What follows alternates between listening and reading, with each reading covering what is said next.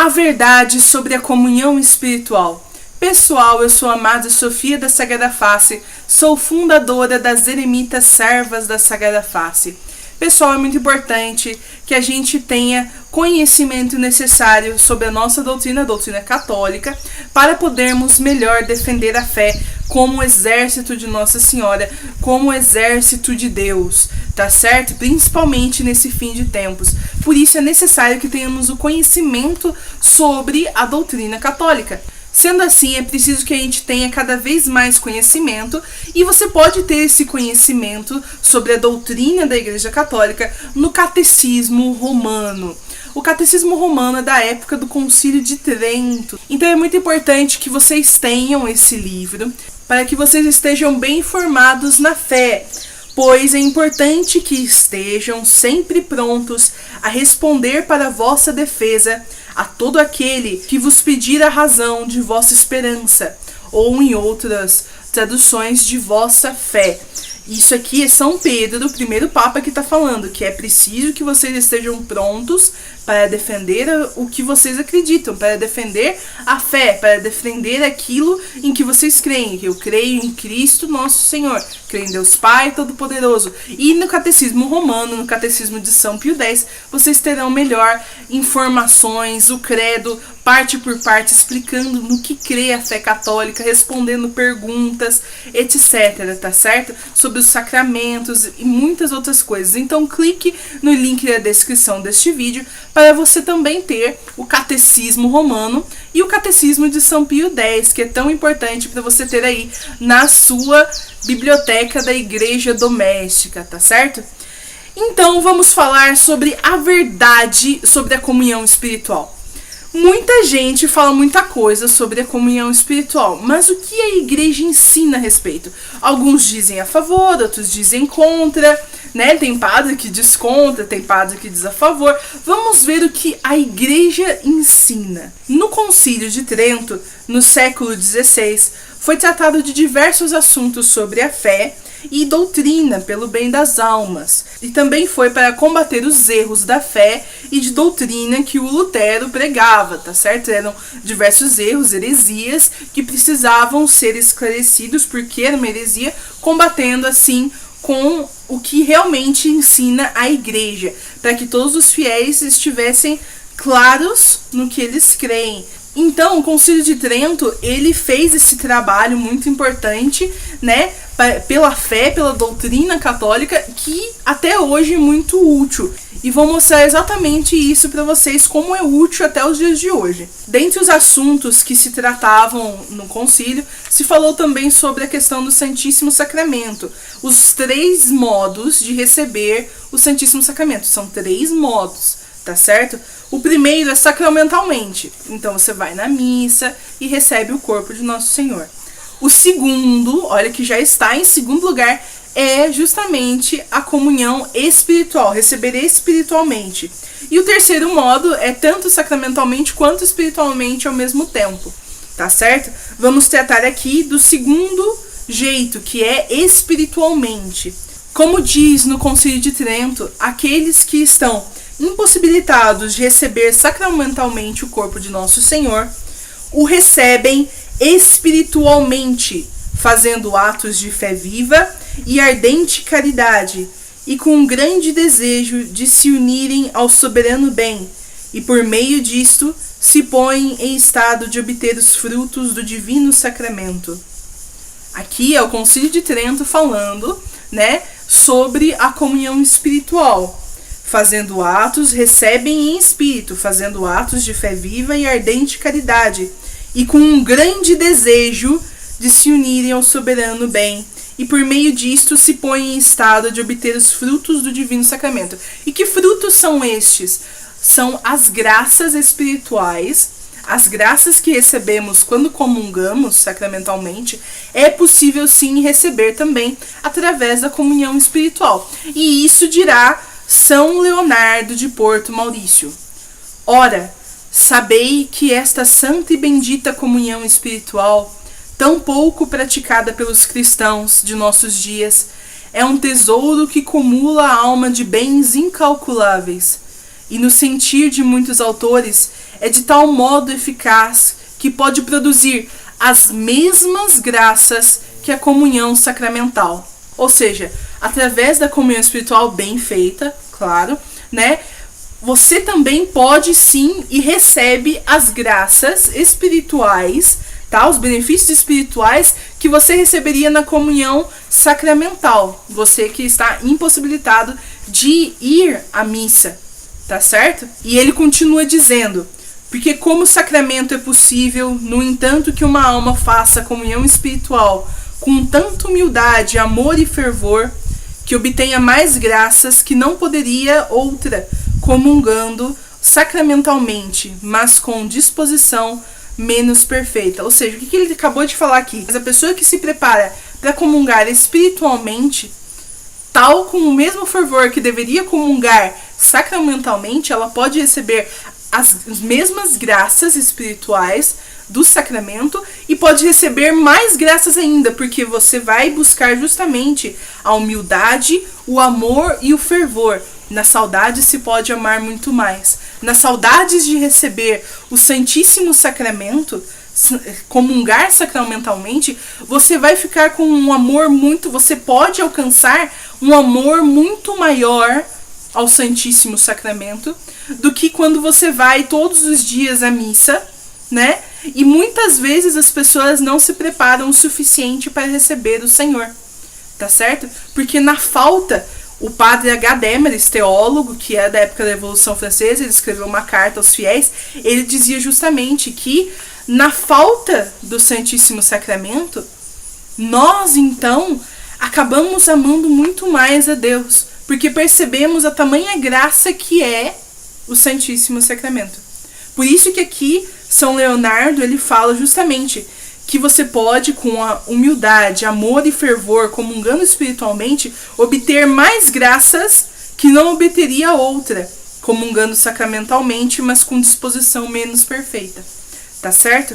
A comunhão espiritual pode ser feita em qualquer momento e em qualquer lugar e quantas vezes a pessoa desejar. Santo Afonso Maria de Ligório, bispo e doutor da Igreja, explica o que é a comunhão espiritual. Consiste no desejo de receber a Jesus sacramentado e em dar-lhe um amoroso abraço, como se já o tivesse recebido. E como vemos com São Leonardo de Porto Maurício, através da comunhão espiritual que tanto agrada a Deus, e isto já foi revelado por diversos santos e santas através da história da Igreja, incluindo Santa Margarida Maria Alacoque, tá certo? Através da comunhão espiritual se pode receber as mesmas graças da comunhão sacramental. Hoje em dia é necessário recuperarmos este tesouro espiritual de Deus para nós, a Igreja, pois nestes tempos do Apocalipse, nestes tempos cujas muitas missas são inválidas e outras tantas são heréticas, tá certo? Por estarem na heresia e no cisma da falsa igreja do Bergoglio, é necessário que os fiéis não tenham medo de recorrer à comunhão espiritual. Tem pessoas que têm medo porque alguém disse que não é válido, ou porque o padre da televisão resolveu falar que não adianta, padres mitos de batina entre aspas, etc. Mas o Concílio de Trento, a Igreja, a tradição da Igreja, diz e afirma que é sim válido e que você pode sim receber as mesmas graças espirituais. Então não tenha medo de comungar espiritualmente, porque o Senhor terá misericórdia, o Senhor virá até você espiritualmente. Tá certo? Essa comunhão espiritual foi praticada por muitos santos há tantos tempos atrás, mas agora é muito mais necessária a comunhão espiritual do que antes. Por quê? Porque é necessário para podermos receber as graças do Santíssimo Sacramento, pois somos obrigados a nos privar das missas celebradas por hereges. Eu já expliquei isso a respeito, né, que nós não podemos ir à missa com hereges. Tá certo? Então não se pode ir a missas que estejam celebrando em união ao Bergoglio. Não se pode ir na missa onde o padre é bergoliano, onde o padre é cismático, onde o padre é excomungado, onde o padre é um herege. Tá certo? Não se pode ir à missa e não sou eu que inventei isso. É a Igreja que ensina isso. Por quê? Porque quem comunga das mãos dos hereges peca por profanação e heresia, Não devemos ir a missas com hereges, pois aquele que comunga das mãos dos hereges peca e, portanto, ele comunga sua própria condenação. Porque para comungar, você tem que estar no estado de graça. E se você comunga em pecado, e pecado grave que é você comungar das mãos dos hereges, você acabou de comungar a sua própria condenação. Pois os heréticos, cismáticos e excomungados, por sentença da igreja, estão privados de fazer a consagração. Mas se ainda o fazem, aqueles que são validamente ordenados, porque tem padre que nem validamente ordenado é, tá? Eu tô falando daqueles que teriam sido validamente ordenados, ok? Estes estão cometendo pecado grave de profanação contra Deus. Porque é assim, aquela pessoa, ela está privada de fazer a consagração pela igreja, ela está excomungada, fora da comunhão da igreja. É um herege. O herege, ele vai totalmente contra Deus. Sendo assim, como ele ousa tocar no Santíssimo Sacramento? Por isso que a igreja priva essas pessoas de fazer a consagração. Mas tem hereges que cismam, como na época da heresia ariana, hoje em dia os bergoglianos insistem em profanar Nosso Senhor no Santíssimo Sacramento. Então nós não podemos comungar das mãos dos hereges, pois diz São Tomás de Aquino, não é lícito receber a comunhão dos referidos sacerdotes, nem deles ouvir a missa. Portanto, pecam todos os que lhes ouvem a missa ou deles recebem os sacramentos. Isso aqui é na Suma Teológica, volume 4, questão 82, dos artigos 7 a 9. E não pensem que se apartando das missas heréticas estarão ofendendo a Deus, porque tem gente que tem medo de que, mas se eu não for à missa eu estou ofendendo a Deus, eu estou desonrando o Santíssimo Sacramento. Não, não é assim, porque diz São Tomás de Aquino, evitando ouvir a missa de tais sacerdotes, ou receber deles a comunhão, longe de evitarmos os sacramentos de Deus, nós o veneramos. Nós não estamos fazendo birra, eu não vou na missa hoje. Não, nós estamos nos apartando de um grave pecado.